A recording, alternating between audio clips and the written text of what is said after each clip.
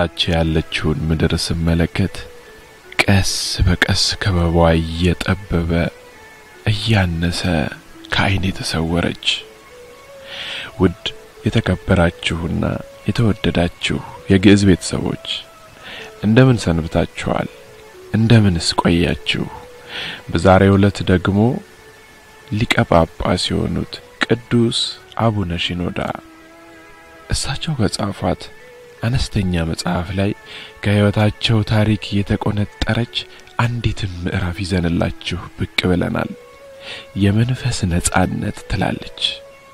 እዚች መጽሐፍ ላይ በሕይወት እያሉ መልአከ ሞት መጥቶ ነፍሳቸውን ይዞ ወደ ገነት ሄዶ በገነት ያዩትንና የሆነውን በሙሉ እዚች መጽሐፍ ላይ ያስፍረዋል። እንድትከታተሉን በአክብሮት ጋብዘናችኋል። እነዚያ ሕይወታቸው በሙሉ ለእግዚአብሔር የሰጡ ሰዎች ለአገልግሎት ጊዜያቸውን ሁሉ ከእግዚአብሔር ጋር አሳለፉ። መንፈሳዊ አገልግሎታቸውን ተቀዳሚ ሥራ አደረጉና የዚህን ዓለም ጉዳይ እንደ ሁለተኛ ቆጠሩ።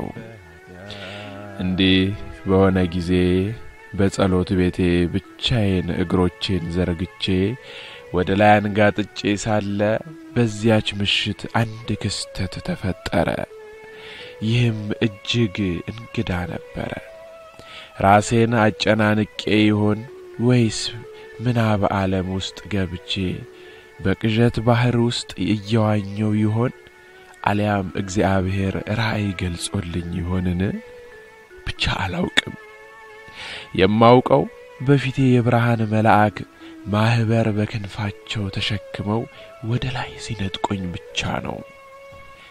ከበታች ያለችውን ምድር ስመለከት ቀስ በቀስ ክበቧ እየጠበበ እያነሰ ከዓይኔ ተሰወረች። ዳግመኛ የዓለም ብርሃን እየቀነሰ መጣና ፍጹም ዝምታ ሆነ።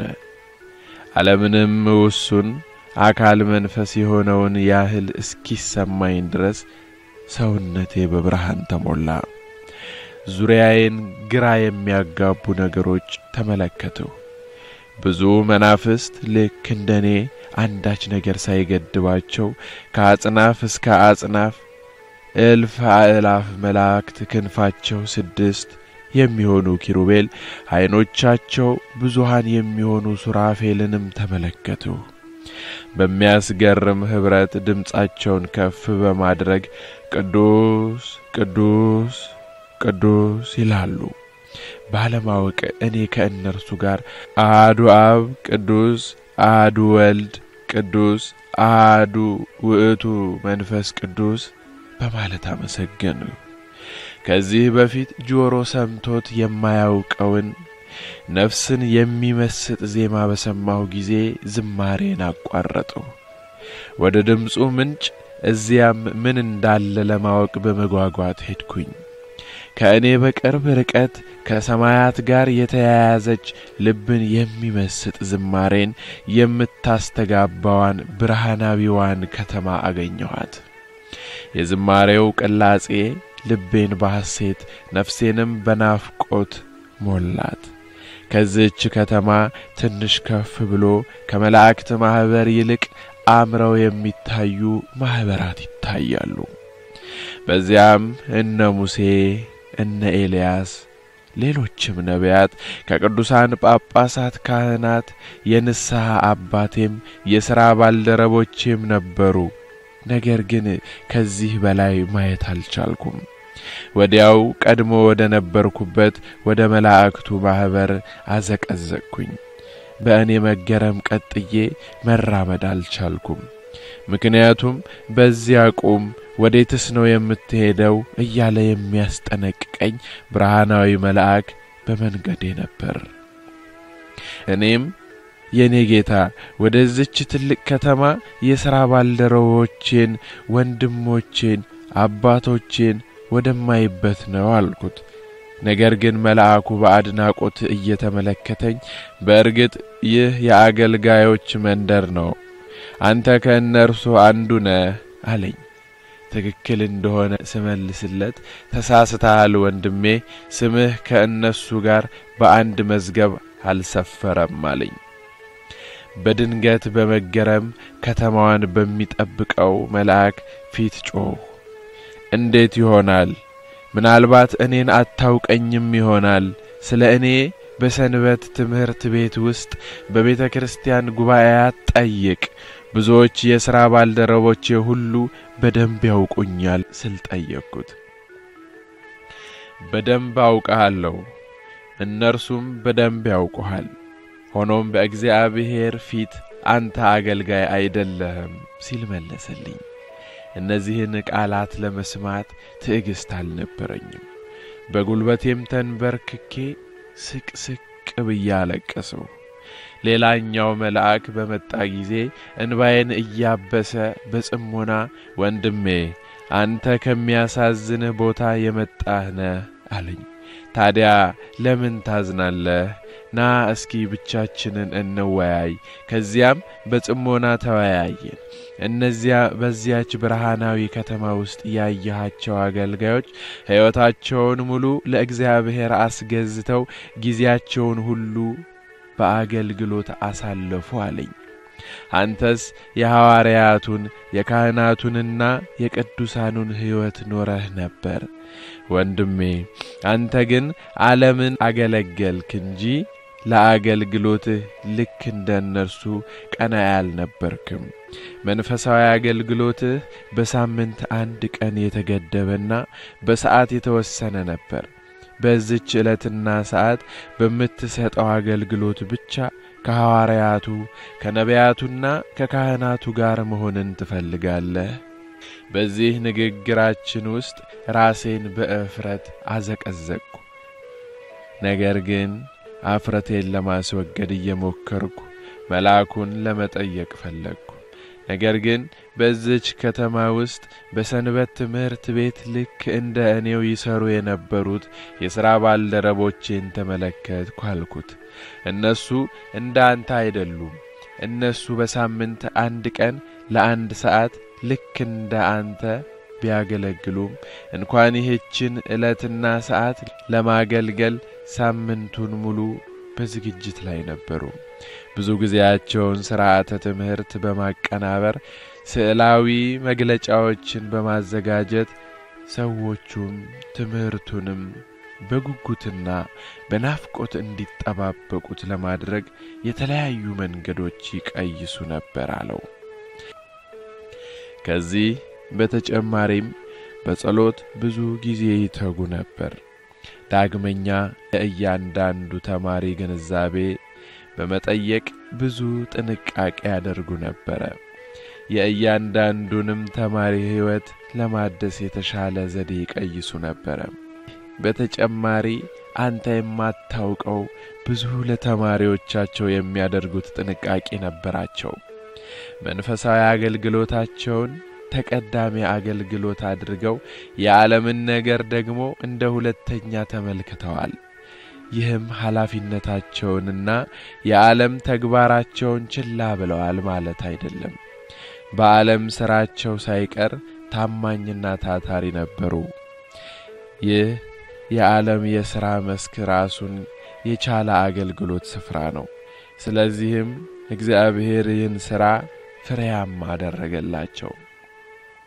በእነዚህ ቃላት ተደንቄ ታዲያ በዓለም ሥራ ባተሌ ሆኜ እንዴት አገልጋይ መሆን እችላለሁ ብዬ ጠየቅሁት። መልአኩም ወንድሜ ምናልባት አገልግሎቱን አብዛኛውን ድርሻ ዘንግተዋል። በቤተ ክርስቲያን አካባቢም ቢሆን በምትሄድበት በምትቀመጥበት ሰዓትና ቦታ ልታገለግለው ይገባል። በአንድ ሰው አገልግሎትና አገልጋይነት መካከል አንዳች ልዩነት ሊኖር አይገባም። በዚያች በአገልጋዮች ከተማ መንፈሳዊ ተማሪዎቻቸውን በሕይወታቸው ማርከው ሕይወታቸውን የሚያሻሽሉና ዘላቂ እንክብካቤ የሚያደርጉ መምህራን አሉን። ዳግመኛም ለጥቅማቸው ሳይሆን በመጀመሪያ ለበሽተኞቻቸው ደህንነት የሚጨነቁ ብዙ ጊዜ ለበሽተኞቻቸው ሕክምና የሚሰጡ ሐኪሞች አሉን። እነዚህ ሐኪሞች በሽተኞቻቸውን በነጻ ያክማሉ። በራሳቸው ወጪና ጉልበት ሳይቀር የሕክምና ጣቢያዎችን ያቋቁማሉ። የሥራ ባልደረቦቻቸው ወደ ቤተ ክርስቲያን እንዲሄዱና ሥጋና ደሙን እንዲቀበሉ የሚያበረታቱ ሠራተኞች አሉን። በዓለም ሥራቸው ውስጥ እግዚአብሔርን የሚያመልኩ መሐንዲሶች፣ ሕግ አዋቂዎች፣ ነጋዴዎችና ገበሬዎች አሉ። አንተስ እንደ እነርሱ ነበርክን? ብለው ጠየቁት። እፍረት ስለተሰማኝ አንዳች ምላሽ አልነበረኝም። ይሁን እንጂ መልአኩ ያለማቋረጥ ደግሞ ደጋግሞ ወቀሳውን ቀጠለ። በሥራ መስክህ ውስጥ የአገልግሎትህን ይመለከት ነበር። ቤተሰብህን እንዴት ታገለግላቸዋለህ? በዚህች ብርሃናዊ ከተማ የተመለከትከው ኢያሱ እኔና ቤቴ ግን እግዚአብሔርን እናመልካለን ኢሳይያስ ምዕራፍ 24 ቁጥር 5 ይላል። አንተስ ቤተሰብህን በማገልገል ፈንታ ከራስህ ጋር ትሟገታለህ። ይከተሉህ ዘንድ አርአያ አልሆንካቸውም። ለወዳጆችህ ለጓደኞችህና በአካባቢ ስለሚገኙ ማህበረሰብ ምን አድርገህ ታውቃለህ? በየዓመታዊና ወርሃዊ በዓላት በመሄድ ትጎበኛቸው ነበር። ነገር ግን ስለ ዕለቱ ክብረ በዓል አውስተህላቸው አታውቅም። በሌላ አገላለጽ ስለዚህ ዓለም ጣጣ፣ ስለ ዕድር፣ ስለ ዕቁብ፣ ስለ ማህበር፣ ስለ መሳሰሉት ታወራቸዋለህ። እነርሱን እንድታገለግል ከእግዚአብሔር የተሰጠህን አጋጣሚ በከንቱ ታባክናለህ።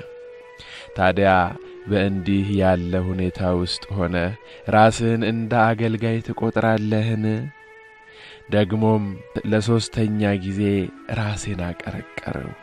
ነገር ግን መልስ ለመስጠት እየሞከርኩ ጌታዬ ስጦታዬ ትንሽ እንደሆነ ታውቃለህ። በእኔ ዘንድ እኚህን ሁሉ ተግባራዊ ለማድረግ አቅሙ የለኝም ብዬ መለስኩለት። መልአኩም ይህንን ቃል ለመጀመሪያ ጊዜ የሰማ ያህል እስኪመስለው ድረስ በመደነቅና በመገረም እንዲህ አለኝ። ስጦታ ያለ ተሰጥኦ ማገልገል እንደማትችል ማን ነገረ? ውድ ወንድሜ፣ ሰውን በስብከት ለማገልገል የግድ ልብሰ ተክህኖ ተለብሶ መድረክ ላይ በመቆም ብቻ አይደለም። ትልቁና ዋነኛው ሰውን በራሱ ሕይወት መለወጥ ነው። ስለዚህ በሕይወትህ ለብዙዎች አብነት እንድትሆን እንጂ የግድ ስብከት አዘጋጅተህ መድረክ ላይ መቆም ብቻ አይጠበቅብህም። እንዲህ አይነት ሰው ከሆነ ሰዎች ፊትህን ባዩት ጊዜ የዋህነትን፣ ርኅሩህነትህን ይማራሉ። ንግግርህን በሰሙ ጊዜ መንፈሰ ጠንካራነትን፣ ታማኝነትን፣ ፍጹምነትንና ፍቅርን ያገኛሉ። ደግሞ ትምህርት አዘጋጅተህ በአውደ ምሕረት ላይ ቆመህ ስትሰብክ ሲያዩህ ሰውነትህን እስኪጠራጠሩት ድረስ ያደንቁሃል። በሥራህም አብነት ትሆናቸዋለህ፣ እጅግም ይወዱሃል። ነገር ግን በዚህ ሁሉ በጸለይክላቸውና ጸሎትህን ከትምህርትህ ይልቅ በጠቀማቸው ነበረ። ለአራተኛ ጊዜ እፍረት ተሰማኝ፣ ግራም ተጋባው። መልስም ለመስጠት አቅሙ አነሰኝ። መልአኩ ግን ንግግሩን ቀጥሏል። በሕይወትህ ስብከትህ እነዚህን ነገሮች ማስወገድ ነበረብህ። ከእንዲህ አይነቱ ከንቱ ጸባይ ተቆጠብ። ይህ ባህሪ መልካም መስሎ ቢታይህም ብዙዎችን ለውድቀት ዳርጓልና ልታስወግደው ይገባ ነበር። ስለዚህ ቅዱስ መጽሐፍ እንደሚለን በእግዚአብሔርና በሰዎች ዘንድ ተወቃሽ አትሁን። የሐዋርያውን የቅዱስ ጳውሎስን ሁሉ ተፈቅዶልኛል፣ ሁሉ ግን አይጠቅመኝም አንደኛ ቆሮንቶስ ምዕራፍ 6 ከቁጥር 12 የሚለውን ቃል አስባለኝ። በሕይወቴ ላይ ሐዘን ገባኝ። ለካ ብዙዎችን ሳላውቅ ወደ ኃጢአት መርቻቸዋለሁ። መልአኩም ትካዜን፣ ቁዘማዬን በማቋረጥ በለሰለሰ አነጋገር እንዲህ አለኝ። ውድ ወንድሜ፣ ሌላም ተጨማሪ ነገር ልነግርህ እወዳለሁ። በዓለም በነበርኩበት ጊዜ በተለይም ስትመጻደቅና በራስህ ስትመካ ባየሁ ጊዜ እጅግ አዘንኩልህ። የአገልግሎትህን ይዘትና ስፋት ባየህ ጊዜ አገልጋይ የሆንክ ያህል እየተሰማህ አገልጋይ ነኝ አልክ። ምናልባት ብዙ የሰራሃቸው ጥፋቶች ልታስታውስ ትችላለህ። ለምሳሌ አንተ መደበኛ አገልጋይ ነህ። በሳምንቱ ልምድህ መርሃ ግብሩን በጸሎት ለመጀመር የተማሪዎችህን መገኘት ለማረጋገጥ ያለማቋረጥ በመደበኛነት የተገኙትን ማበረታቻ ሽልማት ለመስጠት የቀረውንም በዚያው ልክ በአንተ ትእዛዝ ካልተጓዘና መመሪያን የማይቀበል ከመሰለ ችላ ትለዋለህ። ስለዚህ አገልግሎትህ በፍቅርና በመንፈሳዊነት የተሞላ አልነበረም። አገልግሎትህንም የተማሪዎችህን ልብ ሊመስጥ አልቻለም። የቃልህ አጣጣልና ተግባርህ ከተሰበረ ልብ የመነጨ አልነበረም። በቤተ ክርስቲያን በምትሰብክበት ጊዜ እንኳ በዕለት ተረኛነት ስለተገደድክ ብቻ ለማስተማር ቃል ትገባለህ። ቃልህንም ለመፈጸም ስትል ትሰብካለህ። አገልግሎትህም ብዙ ነፍሳትን ለድህነት ከማዘጋጀት ይልቅ አድናቆት ለማግኘት ነበር። ድምጽህ ማራኪ፣ ግርማ ሞገስ ያለውና ግልጽ ቢሆንም የአረፍተ ነገር ቅንብር እንጂ በውስጡ ሕይወት አልነበረውም። በአገልግሎትህ ስኬታማ ሳትሆን ሰዎች በሚያወድሱህ ጊዜ እንደ ጥሩ አገልጋይ ልብህ ሐሴትን ታደርጋለች። ነገር ግን ትምህርትህ የሰዎችን ሕይወት ይለውጥ አይለውጥ ግድ የለህም። ውድ ወንድሜ፣ እግዚአብሔርንና ሕዝቡን ከማገልገል ይልቅ ራስን እንዴት እንደምታገለግል ታያለህ። ብዙ ነፍሳት ከሚድኑባት ነገር ግን ጥቂት ሕዝብ ከሚኖርባት ከገጠሪቱ ቤተክርስቲያን ይልቅ በብዙ ሕዝብ በተጨናነቀችና ታዋቂነትን ባተረፈች ቤተክርስቲያን ዘንድ ሄደ ማገልገል እጅግ ደስ ያሰኛል። ይህም አገልግሎትህን የሚቃወም ሌላኛው ማስረጃ አይደለምን? ያም ሆነ ይህ አገልግሎትህ ሁለት ነገር ይጎድለዋል። እነርሱም አገልግሎቱን መውደድና የምታገለግለውን ሕዝብ መውደድ ይቀረዋል። አገልግሎቱን ስለ መውደድ ስለ ጽድቅ የሚራቡና የሚጠሙ ብፁዓን ናቸው። የማቴዎስ ወንጌል ምዕራፍ 5 ከቁጥር 6 ሲል ጌታ ከተናገረው ቃል አገልግሎትን ስለ መውደድ ማስረጃ ነው። ስለዚህ ብዙ ነፍሳት ድህነት ተጠምተህ ወይስ ተርበህ ታውቃለህ? ከተማሪዎች ጋር ስለምታሳልፈው ሳምንታዊ ጉባኤ ዕለት ዕለት አስበኸው ታውቃለህ? በጉባኤው ለቀረበው ሰው አዝነህለት ታውቃለህ? እስክታገኘው ድረስ ትናፍቃለህ?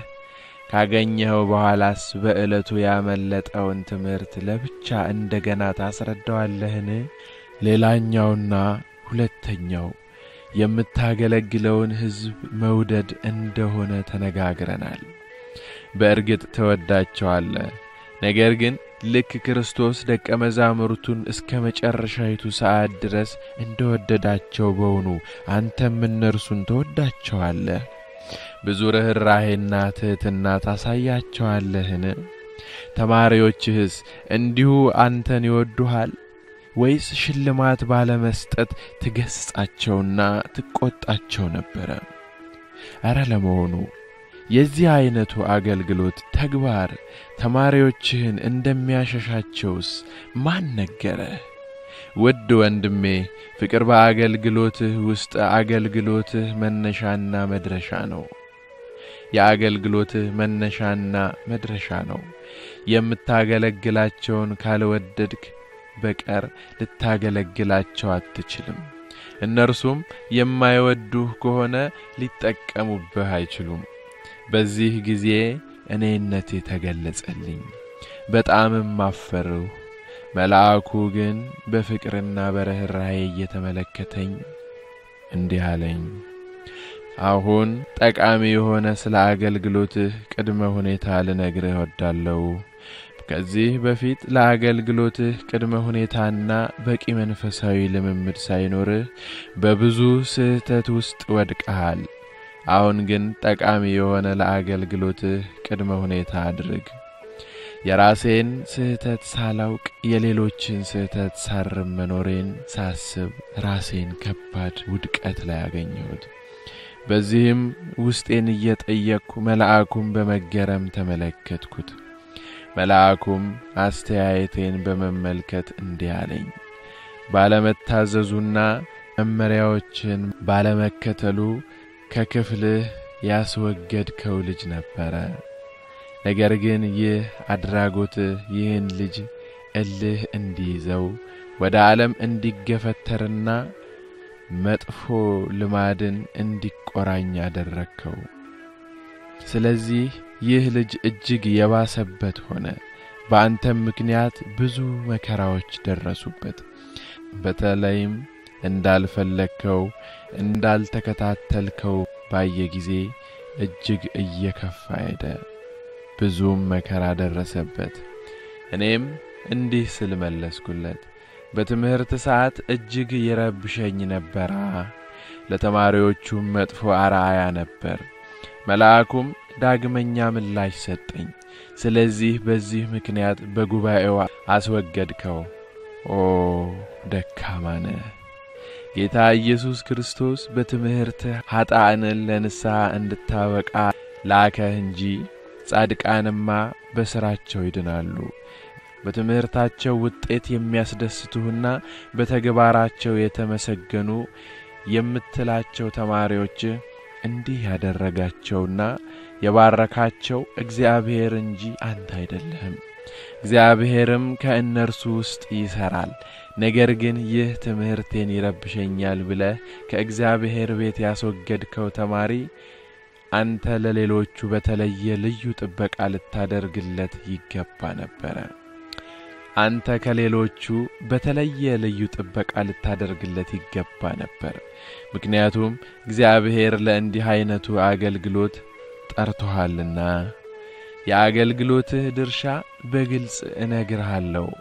ከሌሎቹ ይልቅ ጊዜህን ሁሉ መስዋዕት አድርገህ ይህንን ልጅ መመለስ ካንተ ይጠበቅ ነበር።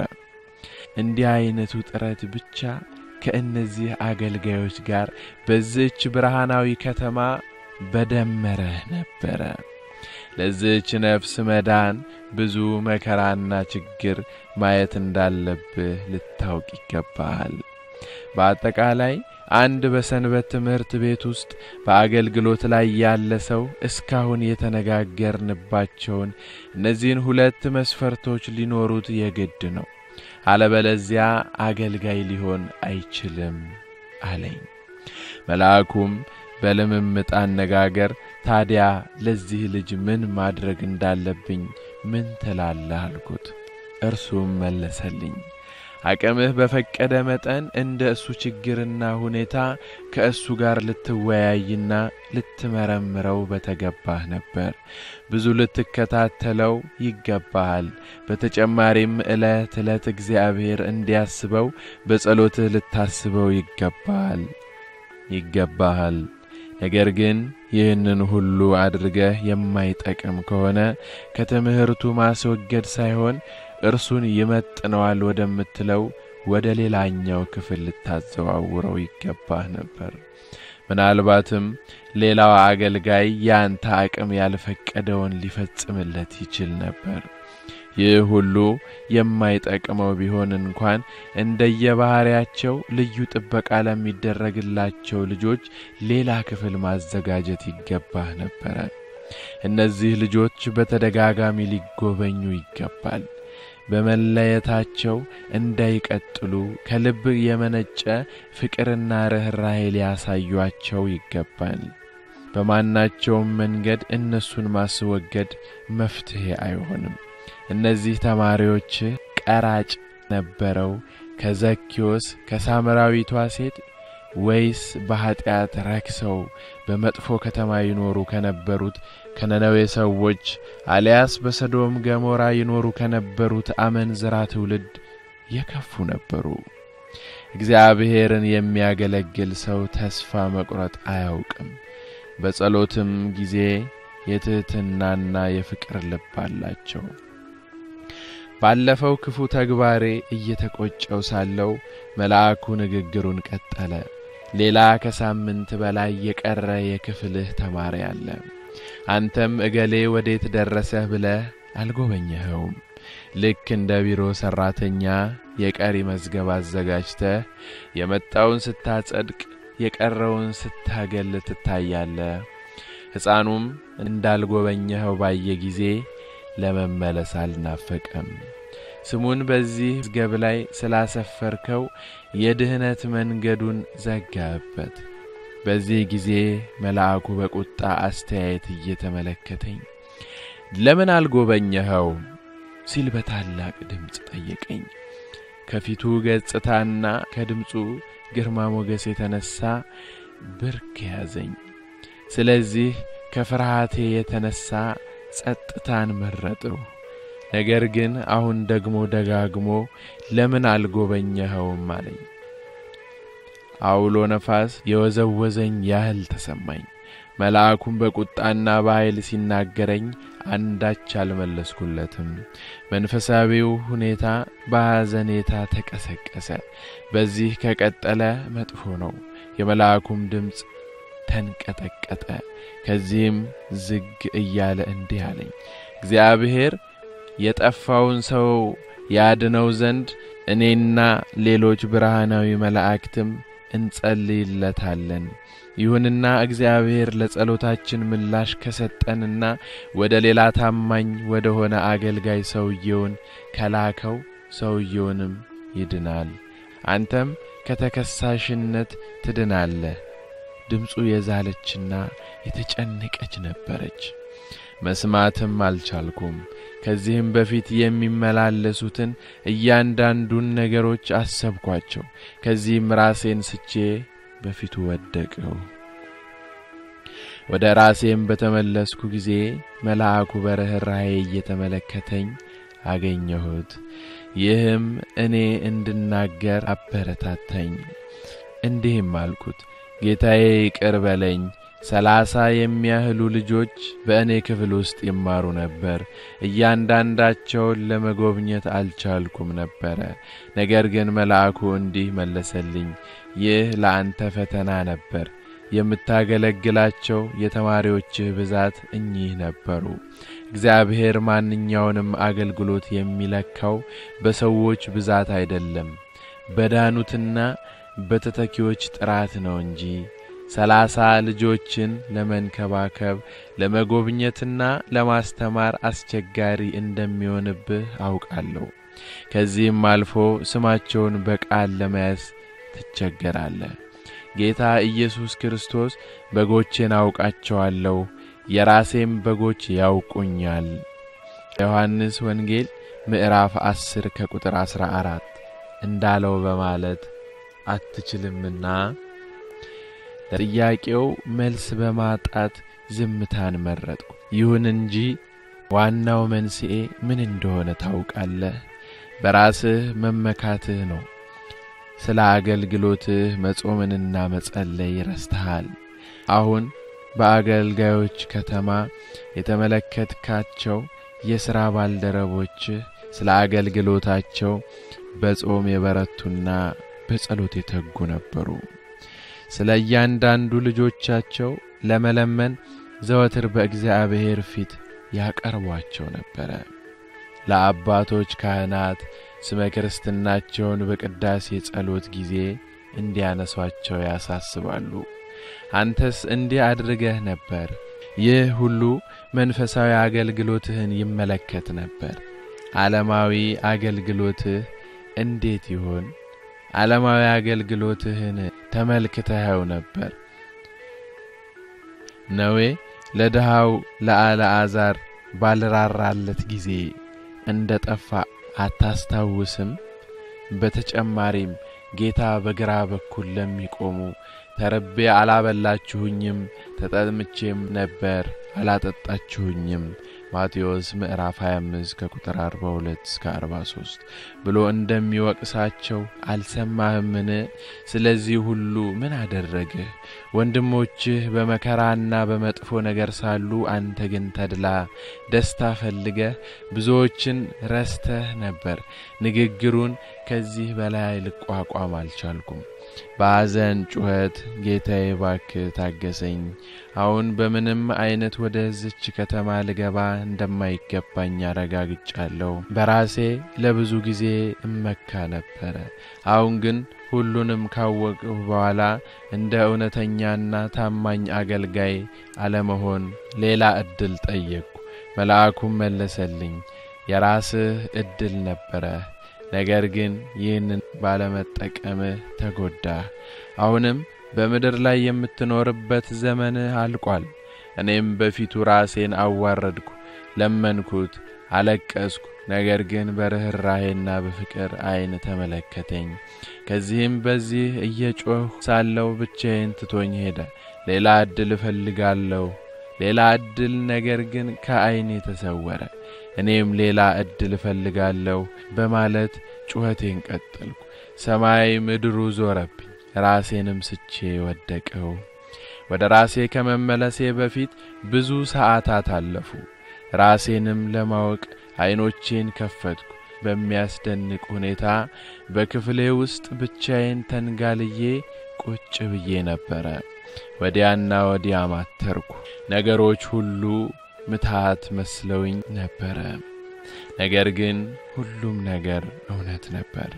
እግዚአብሔር ሆይ ምህረትህ እጅግ የበዛና መዓትህ የራቀ መሐሪ አምላክ ነህ። በውኑ መልካም አገልጋይ ለመሆን ሌላ እድል አለኝ ማለት ነው። ልቤን አሰባስቤ ጥልቅ በሆነ የምስጋና ጸሎት ተነሳው።